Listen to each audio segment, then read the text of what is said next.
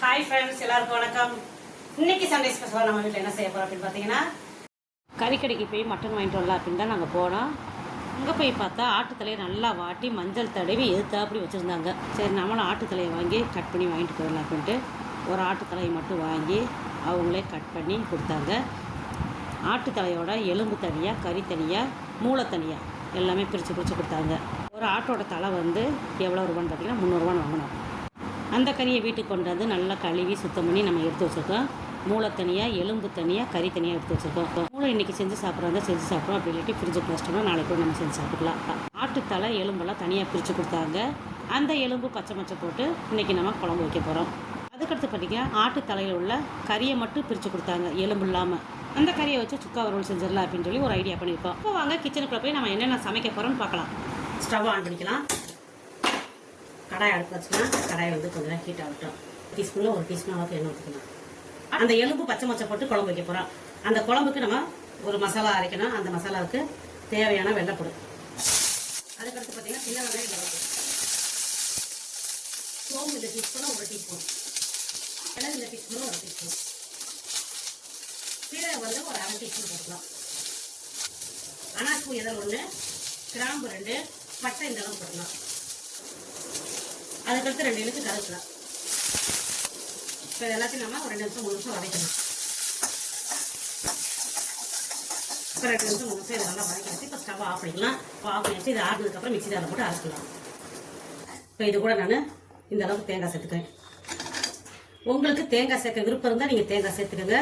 விருப்பம் இல்லாதவங்க தேங்காய் இல்லாமல் வெங்காயம் மட்டும் போட்டு அரைச்சிக்கலாம்.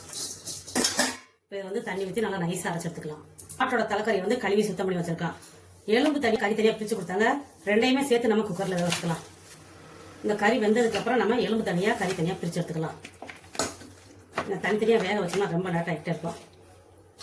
எல்லாத்தையும் ஒன்றா சேர்த்து போட்டு இந்த கறி வேகிறதுக்கு கொஞ்சமாக தண்ணி ஊற்றிக்கலாம். தலையை வந்து வாட்டிட்டு தான் நம்ம கட் பண்ணி தராங்க. அந்த வாட்டுறதுனால அதோட சுமல் வந்து கொஞ்சம் லேசாக அடிக்கும். அந்த வாடை இல்லாமல் இருக்கணும் அப்படின்றதுக்காண்டி இந்த மஞ்சத்தூளை கொஞ்சம் போட்டுக்கலாம். இப்போ இது கூட கொஞ்சமாக நல்லெண்ணெய் ஊற்றிக்கலாம். விளக்கெண்ணெய் இருந்தும் விளக்கெண்ணெய் ஊற்றிக்கலாம். விளக்கெண்ணெய் வந்து இப்போ எப்படிக்கிட்ட இல்லை, அதனால் நல்லெண்ணெய் கொஞ்சம் ஊற்றிக்கலாம்.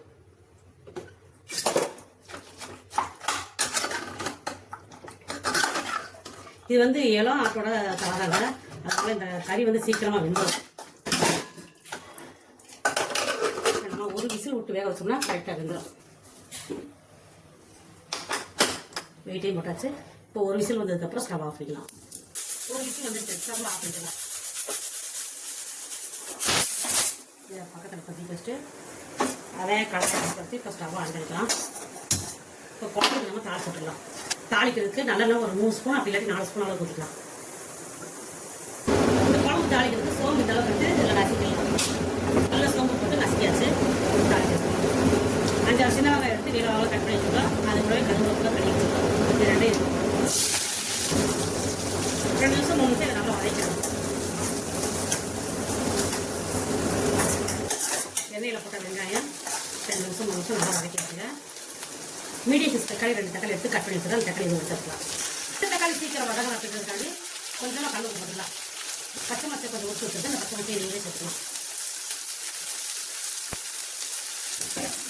தக்காளி கூட இலையை சேர்த்து வதக்கணும். இப்போ இதில் வேக வச்ச ஆட்டுத்தலை தண்ணி எழுப்ப போட்டு தனியாக பிரித்து எடுத்துக்கலாம். 3 நிமிஷம் 4 நிமிஷம் நல்லா வதக்கும். இந்த குழம்புக்கு தேவையான குழம்பு தூள் போட்டுக்கலாம். குழம்பு தூள் காரம் உங்களுக்கு எந்த அளவுக்கு தேவையோ அந்த அளவுக்கு நீங்கள் சேர்த்துக்கலாம்.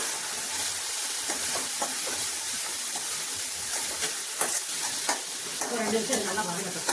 அந்த எலும்பெல்லாம் இது கூட சேர்த்து போட்டு குழம்பு வச்சுக்கலாம்.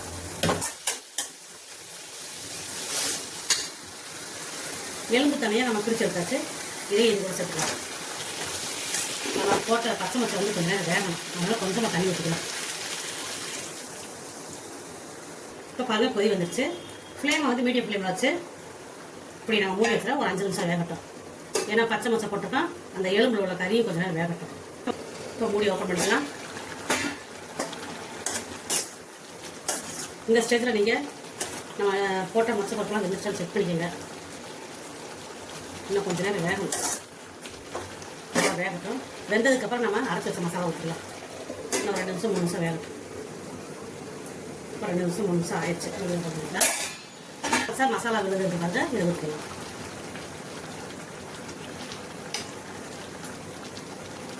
இந்த மிக்சி ஜார் கழுவி தண்ணி ஊற்றலாம்.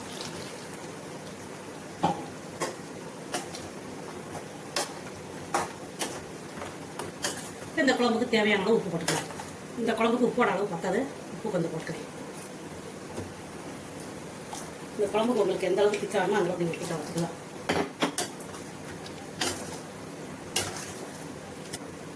இப்போ மூடியை வச்சு நம்ம மூடி வச்சிடலாம்.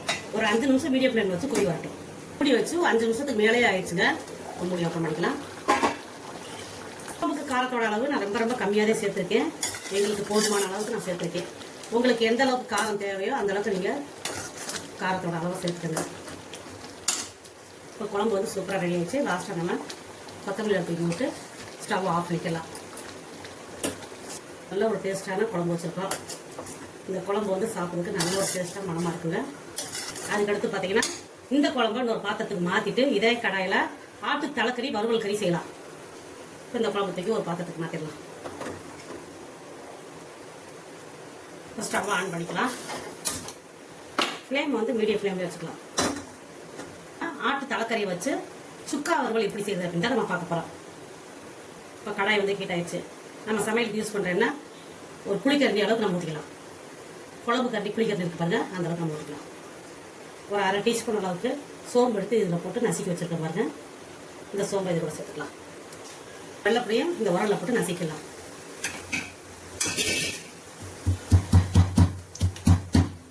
இப்போ இந்த சுக்காவுக்கு சின்ன வெங்காயம் ஒரு 1/4 கிலோ எடுத்து தோலை உரிச்சிட்டு அதை கழுவி நல்லா கட் பண்ணி வச்சுருக்கேன் பாருங்க. அது கூட கருவேப்பிலையும் வச்சுருக்கோம். இதை 2ஐயும் சேர்த்துக்கலாம். 2 நிமிஷம் 3 நிமிஷம் இதை நல்லா வதக்கலாம். இது கூடவே இந்த அளவுக்கு இஞ்சி எடுத்து இதையும் தட்டிக்கலாம். எண்ணெயில் பட்ட வெங்காயம் ஓரளவுக்கு நல்லா வதங்கி வச்சுங்க. 2 ஸ்டேஜில் நம்ம இஞ்சி பூண்டு தட்டி வச்சுருக்கோம் பாருங்கள். இஞ்சி பூண்டை வந்து ரொம்ப நைஸாக தட்டாமல் ஒன்றும் வடிவாக தட்டினா கரெக்டாக இருக்கும். இந்த அளவுக்கு தட்டினா கரெக்டாக இருக்கும். இப்போ இதையும் இதை கூட தட்டிக்கலாம்.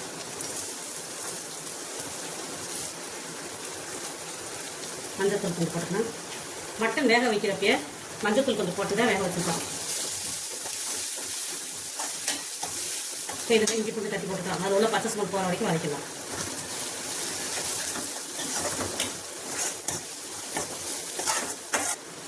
இப்போ பாருங்க, ஆட்டு தலைக்கறியை வந்து நம்ம வேக வச்சிடணும் குக்கரில். தண்ணி இல்லாமல் இந்த கறியை மட்டும் போட்டு ஒரு 2 நிமிஷம் நல்லா வதக்கலாம்.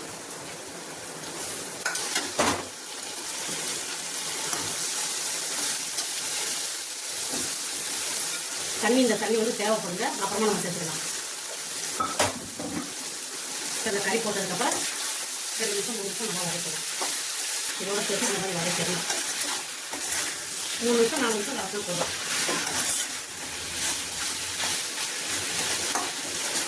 குழம்புக்கு தேவையான தனி மிளகாத்தூள் கொஞ்சம் போட்டேன். மிளகாத்தூள் காரம் உங்களுக்கு எந்த அளவுக்கு தேவையோ அந்தளவுக்கு நீங்கள் சேர்த்துக்கலாம். நாங்கள் வந்து மிளகாத்தூள் காரமாக கம்மியாக தான் சேர்த்துருக்கோம். அதனால் கம்மியாக போட்டாலே போதும். நமக்கு தேவையான அளவு கலந்து போட்டுக்கலாம். இப்போ 2 பேருக்கு கட்டி வச்சுக்கலாம்.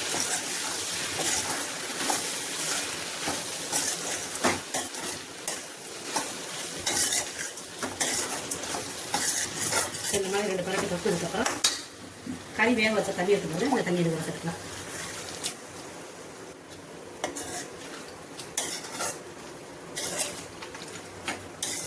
தண்ணி ஊற்றினதுக்கப்புறம் இந்த மாதிரி கலந்து விட்டுட்டு மூடி வச்சிடலாம். இந்த தண்ணி வத்துற வரைக்கும் கொஞ்சம் நேரம் வேகட்டும். அப்பப்போ மூடியை ஓப்பன் பண்ணி நம்ம கலந்து விட்டுட்டே இருக்கணும்.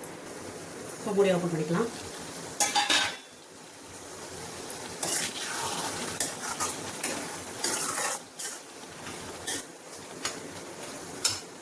அரை டீஸ்பூன் மிளகு, 1/4 டீஸ்பூன் சீரகம் நம்ம எடுத்து வச்சிருக்கோம்.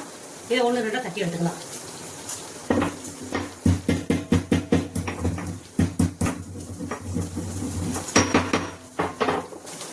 மிளகு சீரகத்தையும் இந்த அளவுக்கு 1 2 தட்டி எடுத்தாச்சு.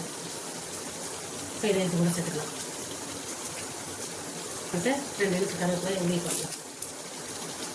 இந்த அளவுக்கு கொத்தமல்லி எடுத்துக்கலாம். இதையும் 1 2 கிள்ளி போடலாம்.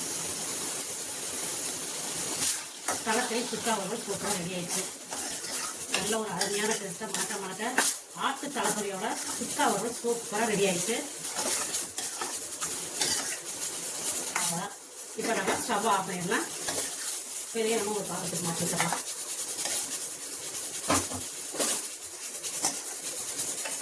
இன்னைக்கு நம்ம சண்டே ஸ்பெஷல் என்னென்ன செஞ்சிருக்கோம் பார்த்தீங்கன்னா வாங்க பக்கத்தில் நம்ம என்னென்ன செஞ்சுருக்கோம் பார்க்கலாம். சுட சுட சாதம் போட்டுக்கலாம்.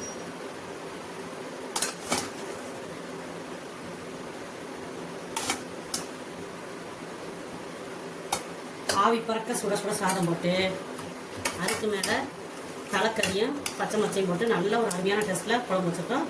இந்த குழம்பு இது மேலே ஊற்றிக்கலாம். அந்த எலும்பு கறியோடு சேர்த்து போட்டுக்கலாம். அந்த எலும்பு கறியை பச்சை மச்சையோடு சேர்த்து நம்ம குழம்பு ஊற்றிக்கலாம். அதுக்கு அடுத்து பார்த்திங்கன்னா ஆட்டு தலைக்கறி சுக்கா வறுவல். இதில் வந்து எலும்பு இல்லாமல் நம்ம கறி மட்டும் எடுத்து சுக்கா வறுவல் செஞ்சுருக்கோங்க. இன்னைக்கு நம்ம வீட்டில் சண்டே ஸ்பெஷலாக என்னென்ன செஞ்சா அப்படின்றீங்க நீங்கள் கடைசி வரைக்கும் பார்த்துருப்பீங்க. கண்டிப்பாக நீங்களும் தலைக்கறி பச்சை மச்சை போட்டு குழம்பு வச்சு சாப்பிட்டு பாருங்கள். ரொம்ப அருமையான டேஸ்ட்டில் சூப்பராக இருக்கும். அதே மாதிரி சுட சுட ஒயிட் ரைஸ், தலைக்கறி குழம்பு, தலைக்கறி சுக்கா வறுவல். இன்னைக்கு எங்கள் வீட்டில் இதெல்லாம் ஸ்பெஷலாக செஞ்சு சாப்பிட்றோம்.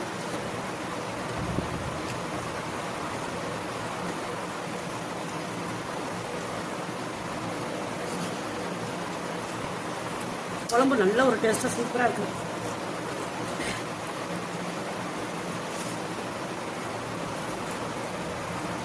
தலைக்கறி சுக்கா வறுவல் எப்படி இருக்கு பார்க்கலாம்.